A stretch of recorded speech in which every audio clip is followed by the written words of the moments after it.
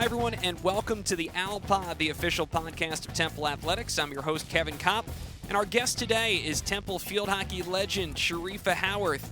Cherifa is a 1997 graduate of Temple University and the namesake of Howarth Field, where the Owls have played their home games since 2016. Cherifa was a four-year letter winner and 1994 Atlantic 10 champion, 1996 first-team Mid-Atlantic All-Region honoree, and in addition to her Temple philanthropy, Cherifa is also the president of the Elmwood Park Zoo Board of Directors, which is the home of Temple's own Stella the Owl. So here is Cherifa Howarth after this quick word from our Owl Pod sponsors. From Westchester to Doylestown, from Drexel Hill to Lansdale to Philly, we all look out for each other, stepping up to keep our communities going strong. And at Independence Blue Cross, we're here to keep you going strong. We've been deeply rooted in our communities for more than 85 years, and that connection to members has earned us our spot as the #1 health insurer in the region. So while you look out for your neighbors, know IBX is always looking out for you. Learn more at IBX.com.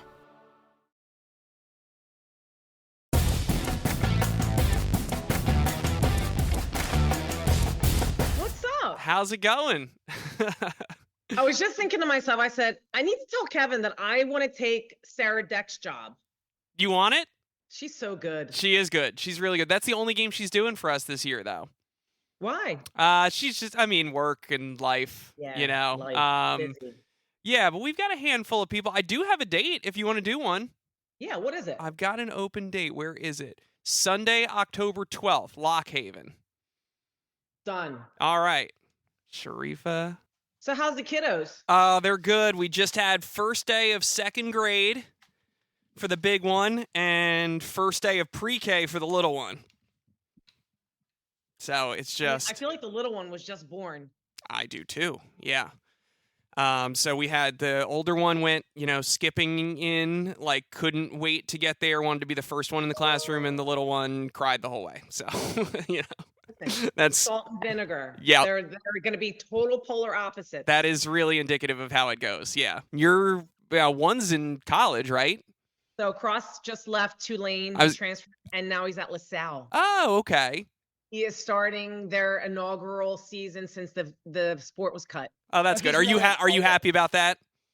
Kevin, he was 1,903 miles away when he was at Tulane, and now he's 14 miles. There you go. So much so that he said, Mom, I need a shop vac. So I took a shop vac to him last night. It's those things that are really nice. I did the same thing. I went to Georgia and I spent 10 years down there, and being back and being 5 miles from home is...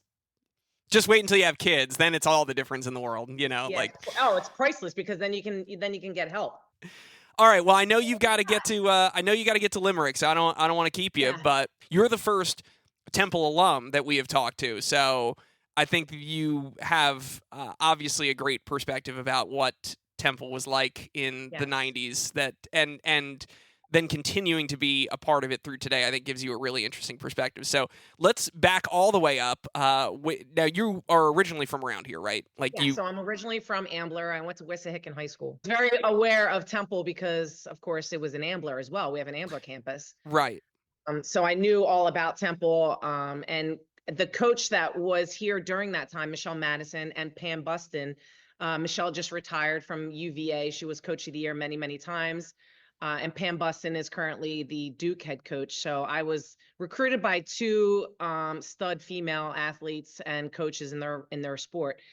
And then, unfortunately, they both left to go to Michigan State a couple months before preseason started. So I ended up being coached by Lauren Fuchs, who is the sister of Tracy Fuchs, who is the national champion Northwestern Wildcats. And I was there for the 5-year program because my freshman year I redshirted and had shoulder surgery and then grinded back with physical therapy and everything. And I was able to play in the spring season, which was nice. What I remember, to jump back to Wissahickon, what I remember about Wissahickon at the time that I was going to school, because I went to Upper Marion, so they were back in the old Suburban One League days. We played. Yes, we were Suburban One. They had the turf field, and so for field hockey, like all of those sports, they were just light. It was like watching a different. I remember the first time we did a road game at Wissahickon, and I had done Upper Marion field hockey. We had the Viking channel, so I was doing the games for TV. We went to Wissahickon, and on the turf field, like, oh my God, going from high school field hockey on grass to high school field hockey on turf. It was like watching a different sport. And it with the Well, you game. were much younger than me because I did not play on That's turf. what I was going to ask. Now, I was going to say, did they have the No. turf then or not? Because that was my No, big it was memory of anything. Wissahickon. We had two backfields on grass behind the turf where the football guys were. And we played on grass. And again, when we were able to play on turf, it was like, wow, this is so amazing. The ball's not bopping. You're not, having to run in divots and bust your knee up. But yeah, we played on grass, unfortunately. So my first attempt of playing field hockey on turf was when I went to Temple and ended up playing on Geesey Field. The hardest turf. No, yeah. Concrete, Yeah. Other than maybe Veteran Stadium, like the, yeah. Exactly. It was literally concrete and a quarter of an inch thick turf. That was it. And we didn't even water down the turf back then. It was just, You just go. You were getting torched. Now, how do you land on field hockey in the first place? Because it's obviously it's a big, we're in the Northeast, we're in the hotbed for field hockey, but, at that time, to take it back to when you were young and growing up, like how did field hockey come about as the kind of preeminent passion? Okay. Yeah, I was a soccer player. My father was my coach through Whippane Recreation Association. He was my coach. I was the only girl on the boys team. This is pre when they had girls play. So they just said, here's soccer teams, put everybody on the teams. And it was myself and one other girl on my team. And my dad was the coach. How was that? We've had a lot of dad coaches. How was that for you? I didn't know any different. I guess that's why I'm so comfortable coaching my sons when they were little. Yep. So my dad was my coach. It was great. He's from Algeria. He has an accent. So every time he would yell at me, everybody knew whose dad it was because he had the French accent. But yeah, so he coached me forever. And then come 7th grade and middle school, I said, all my friends are playing field hockey and I think I want to try that. And so I tried field hockey and it was very similar to soccer. So, except I had, a stick in my hand instead of just playing with a ball. So it was a stick and a ball. So I tried it and I thought it was great. And I didn't have to share playing time with my twin brother because he was a soccer player.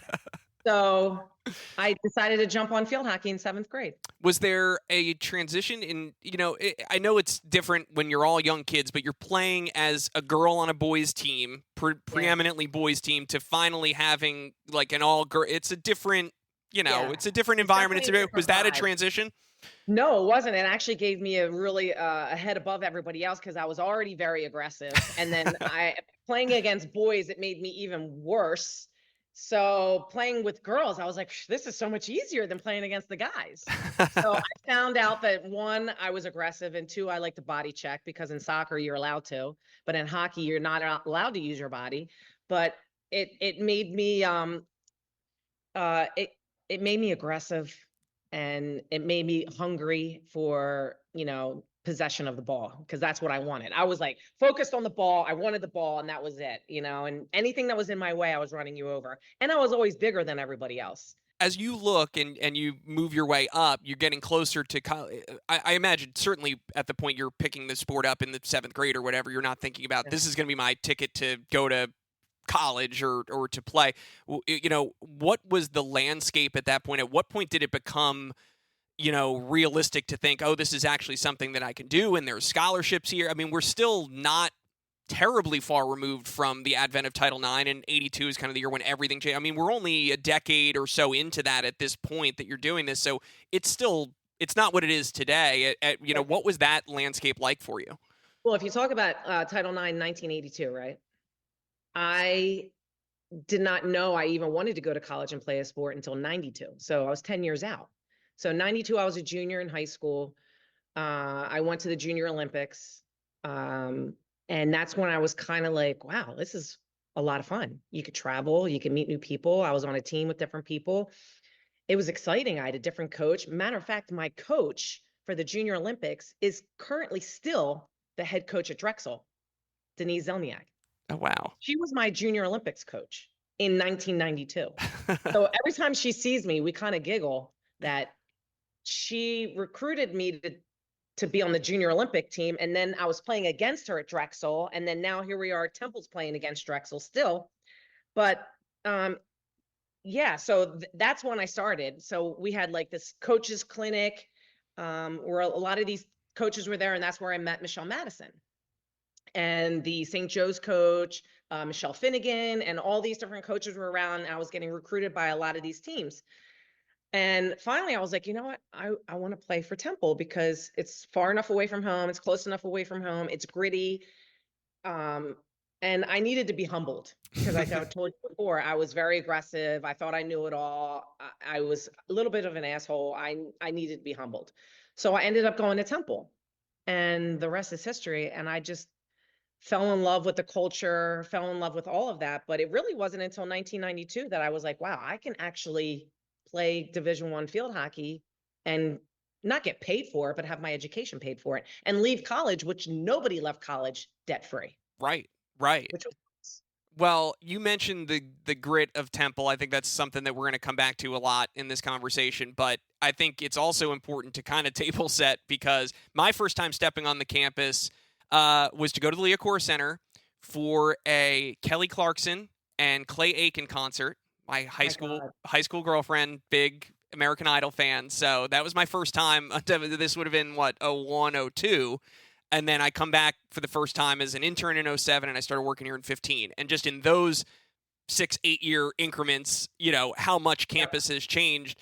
I mean, 94 when you're 93, 94 when you're 93, yeah. 93, fall of 93 when you're stepping on campus for the first time. I mean, that's got a grit to it that we are not familiar with today, quite frankly. Yeah. Well, it's funny that you say, oh, the first time I was there was Kelly Clarkson, blah, blah, blah. Well, let me tell you this. I used to walk from Temple Towers with my roommates. We would set our alarm for 5:24 because that gave us enough time to get a Diet Coke out of the vending machine, get a pack of crackers, walk to Giese Field for 6 a.m. practice, and we would walk by a hole in the ground, which is now Leocore Center. Wow. So we would literally walk by, when is this going to be finished? When is this going to be And we were in 1998, since I told you I was on the 5-year plan, we were the first graduating class in the Leo course. Nice. And then it was called the Apollo. That's right. That's right. So, I mean, to see everything come around to 180 is so remarkable to see campus now. Like, I've been back since, I took a little hiatus when my kids were little, when I was getting married, having my babies. I took a hiatus of coming down to campus because I was crazy. And I didn't want to bring my kids out of the house, much less down to North Philadelphia. Sure. And I was gone for like 5 or 6 years. I came back. I could not believe my eyes. It was daytime at night. It was so lit up, so beautiful. All the architecture was still there. Conwell, all these places were still there. It was just so nice to come back and see it refreshed. And it just looked like the same place, and it smelled like the same place. And I heard everything that sounded the same. The traffic, it was like home. Yeah. What was, we could do hours on this, but what was the experience like for you? Obviously, I know that you've got close friendships that have remained to this day from your teams and the time that you were there. What was that experience like? Again, it was still a little bit of the Wild West compared to what it is now, being a student athlete at that time, just what Temple was like for you and what that experience was like as a student athlete. Yeah, well, first and foremost, I give the current student athletes a lot of credit because they are way more busier than we ever were. They have to be committed to doing volunteer hours. I mean, we did as well, but it's not nearly what they have to do now. They have to be committed to be certain places at certain times. Their load on their schoolwork is so much harder than what we had. There's their practice schedule and their weight training schedule and their mandatory study halls and all the things that regular students have to do. Student athletes have to do that in addition to all of their travel and practice and everything that I just mentioned. But when I was at Temple, it wasn't so much like listen, we worked hard, we played hard. We were expected to win. We were expected to be the Broad Street bullies that we were. But it just wasn't, it was not photographed or publicized as much as it is now with social media. And I don't want to say we got away with a lot more things back then, but I want to say we got away with being a kid. Yeah. The statute of limitations has expired on all this. You're good. Oh my gosh. So I just give the current student athletes so much more credit than what we had to deal with, because they have a lot more on their plate, 100%, especially knowing now that my son is a student athlete. He's a baseball player, and at rival LaSalle. And, I see what he has to do in the course of a day, and it's equally as hard, if not harder, than what I had to do. Post-graduation, you said you're on the 5-year plan, you graduate. What is next, kind of life after Temple and after college field hockey? So after college field hockey, so when I was in college, I started helping out with some elite field hockey camps. I worked quite a bit of them. So I started my coaching career at 18. So that was what, 1993. Yeah. So my first, no, 94. So my first coaching experience was in 94. And I stopped coaching just a few years ago and started doing field hockey officiating. So I decided to come over to the dark side. So Does it give you any sympathy for all of those officials that you had destroyed all those unkind words toward? It's funny because I was just telling my partner the other day, I said, I was that player as I'm lifting a card. I was that player that was aggressive and body checking and stepping on your foot and hooking your stick. And I was that player. And as a coach, you try and teach these girls how to play, how to have fun. I just had a current coach currently who I coached in 3rd, 4th, and 5th grade. She calls me, she's like, Cherifa, I'm coaching. And I was like, what? You're coaching? I was like, remember our number one rule. We have fun. We're disciplined, but we're having fun, because nobody wants to have a crotchety old coach. And she was like, you're right, you're right. So I coached for a long time. I had my kids. I got married. I started a couple businesses, became very successful in my businesses, thank goodness. And it just gave me all the more reason why I love Temple so much, because it gave me the independence, it gave me the strength, it gave me the personality, it gave me the assertiveness that I needed to be, philanthropic. It gave me all these things that I want to be as a human. I want to be a good human. I want to be somebody that's able to give back to something that has helped me tremendously and build my character and build my personality and build just everything that I do in a day-to-day life. And Temple really gave that to me. You really truly have to be gritty. You have to be smart. You have to be street smart. Everybody's like, oh, you gotta watch your back all the time. It's like, no, you just gotta be street smart. You got to go to class. You got to do your work. You got to go to practice, and everything comes around full circle if you do all the things that are right. Well, and I think it's worth mentioning also the team won. You kind of downplay, we're just having fun and we're getting away with it. Like, the team won. You won championships. You won, it was also, none of this was taking away from the fact that the sport was being exhibited at a very high level. It wasn't just goofing around and treating it like an intramural game. Like, you guys are excellent players. So yeah, it was definitely a grind for sure, but we were pretty good.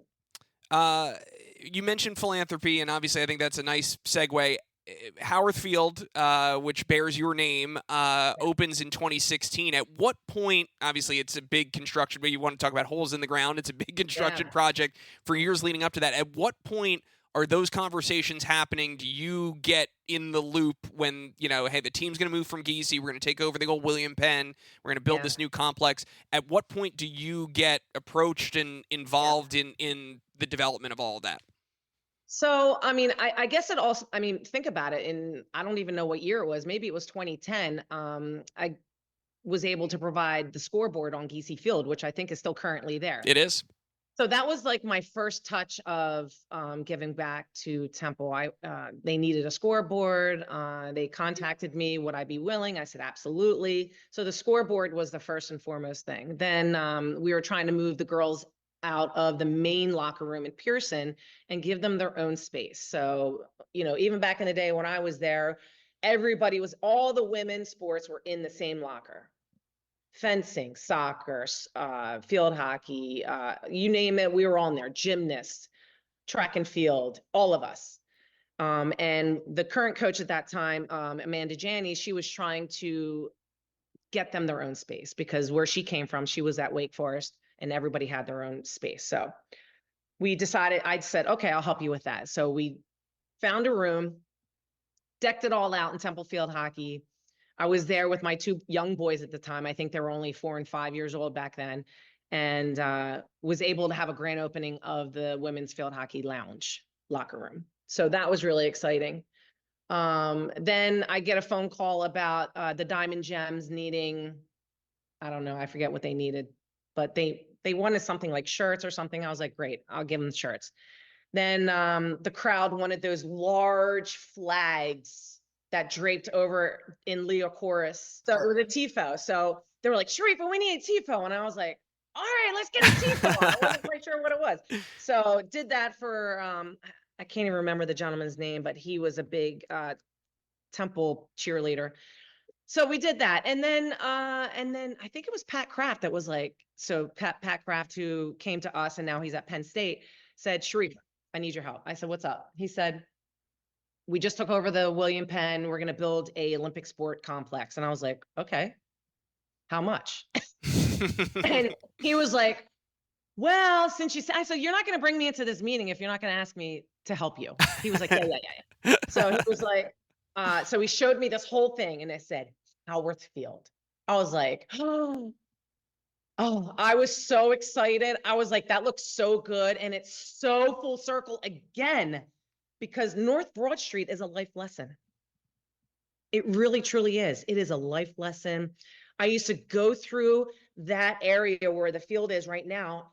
The McDonald's was there, midnight, 1 a.m., go through the McDonald's, get yourself a large French fry and go back to Temple Towers. Like, it is such full circle. And I see where they want to put it. And it's just totally exciting. I said, I'm in. How much? You know, I could do a multi-year pledge because I can't do it right now. But I mean, they really got me. They put the Howarth Field on. Yeah, they're very strategic. That was savvy. Very savvy. So yeah, so Howarth Field became reality. And every time I go there, it is so spectacular. It's got to be one of the top surfaces, D1 field hockey surfaces. I mean, other than Karen Shelton Stadium, maybe Michigan's new turf. There's quite a few others, but we have to be top 10 because it is that spectacular. They did a really good job in prepping, and Arthur does an especially good job in keeping up with it, because I know we just got it recovered last year. So yeah, it's just really exciting. And then I get to see Bonnie and her lacrosse girls play on it, which again brings me back full circle, because my time at Temple, I always lived with field hockey lacrosse girls, because I traveled, I did everything, I played. I just needed a break from the hockey chicks. So I decided to always live with lacrosse girls, and my best friends to this day are lacrosse players. And they were also a Final Four team, so they were also excellent.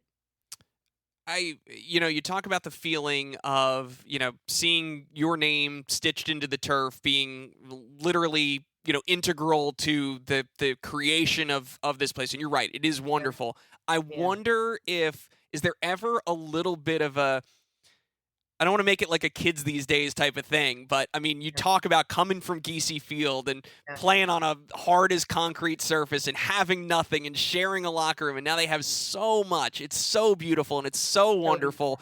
And I know that I think it's always a little bit of a tension, right? Because grit is so integral to Temple and what it is, but we also want to have the nice things and be the best and be shiny and bright. And I'm just wondering, because you kind of embody both of those things. You've got the toughness and you've got the ability to have nice things. And do you ever think it's hard to reconcile those two? Well, I'm just secretly really proud of the Temple squad. I just, I know what we had, and it's kind of like your baby. You want your baby to have more than what you ever had. And because I love the university so much, and I love the field hockey team so much, that I wanted to make it better. I wanted them to have more than what I had. Again, when I grow up, I wanted to make sure that my children had more than me. When I grew up, I want to make sure that these student athletes have more than me. And, I really want to say that Temple gave that to me. They gave me the empathy. They gave me the feeling of giving back. And for me to see the girls coming out of their locker room that they solely share to themselves, for them to be able to go into a field that they don't have to share other than, with the spring with the lacrosse girls, it warms my heart because, and I hope when these girls get older and they see they can come back and they can help me help our future field hockey athletes, because playing in North Philly is not easy. Is it easy to go to Charlottesville and play at UVA because it's beautiful and it's UVA? Yes. Is it beautiful at UNC in the Tar Heel blue? Gorgeous. Is it beautiful at Northwestern and you're, on the ocean or, gorgeous? It takes a certain type of person to play at Temple. It takes a certain type of person to be like, all right, you know what? I'm not going to have all that they all have, but this is going to teach me life. This is going to teach me life lessons. It's going to be, it's going to teach me how to have courage. And first and foremost, we have the best coaching staff out there. You're talking about two-time Olympian Michelle Vitisse, her sister Carissa. We have the best coaching staff. And I would think that a lot of recruits would want to come and be Temple tough like us. Yeah, and she does a great job. You talk about, it's funny that you mentioned Charlottesville because she does a great job of having been from that environment. And now she's from here originally, which helps, but she is tough. She is Temple tough. And she played for the coach that recruited. That's right. That's right. It is a really fun, small irony. circle world. Yeah, that Michelle Madison coaches her. Yeah. How, just as an aside, because as a kid growing up in King of Prussia in the 90s, I probably spent more time at the Elmwood Park Zoo than, anywhere else in my childhood. Now, I've come to understand that part of that was because it was a free place that my dad could take us and let us run around during the day. But the Elmwood Park Zoo, when I was going there, was like 2 deer and a turkey, and, the highlight was the otters. It didn't get any better or bigger than the otters there, and it is so different now. So what is your scope with the Elmwood Park Zoo? At what point do you come into that? And obviously it ties back into Temple with Stella and all of those wonderful things. How does that come about? So 2004, I had my first baby, and in 2004 and a half, I was suffering terribly from postpartum depression. And, it's easy for me to talk about it now because it was very difficult back then, and it was like a hush-hush thing. Sure. You don't really talk about it. So I used to take my son to the Elmwood Park Zoo, and I would put him in the carriage, and I would just walk around the zoo.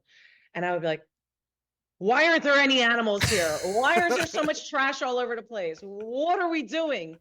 So I got in contact with the then executive director, and I said, how do I get involved? And he said, what would you like to do? I said, I would love to create a garden. So we created a garden in memory of my aunt's late husband. So we created this garden, and it was beautiful and it was fresh. And then I would take him in there. And then I had another baby in 2006, postpartum all over again. So I would take both my boys there.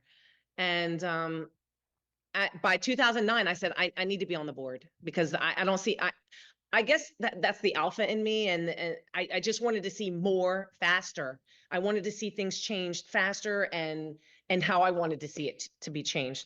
So I got on the board in 2009, became president in 2010, and I haven't looked back.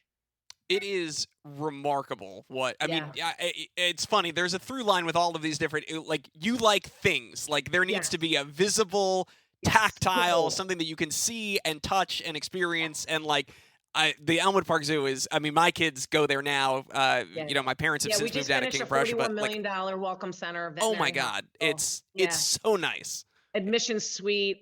We have as much storage as we need now. And then we just celebrated our 10-year anniversary with Stella and Temple University. So, as soon as it's funny because I talked to, I think it was Pat Kraft and 10 Kevin. years ago would have been, 10 years ago. Yeah. So I said, Pat, we got to collaborate. We have to get Stella, our Al, and Temple, and we need to come together. He was like, oh, that's a great idea. Yeah, let's do that. Well, I bring Stella into the office to meet Kevin and Pat Kraft, and they were all like, and the Stella stare, she was on fire that day. They're like, she brought her A game. Yeah. She knows how to close. Oh yeah. So we've been bringing Stella there for the last 10 years, and it's so spectacular. And I love to say that I facilitated that. Well, this has been delightful. Thank you so much for doing this. Kevin. I'm glad we get a couple hours to talk field hockey here next month too. Yes, October 12th. Yes. All right. All right, that's this week's episode of the Owl Pod. I want to thank my guest, Cherifa Howarth. A reminder, my co-hosts David Lippman and Amelia Wright are back on the Tuesday edition of the Owl Pod with an all-new episode. I'll be back with you next Friday, joined by women's soccer head coach Chris Shaw. As a reminder, if you want to support the Owl Pod, please be sure to subscribe, leave a rating, and most of all, please tell your friends. You can listen on Apple Podcasts, Spotify, Amazon, YouTube, anywhere you get your podcast, you can get the Owl Pod. Special thanks, as always, to Christy Bannon, Justin Miller, Prince Moody, and our executive producer, Dan Lobaz. I'm Kevin Copp. Thank you all so much for listening, and go Owls.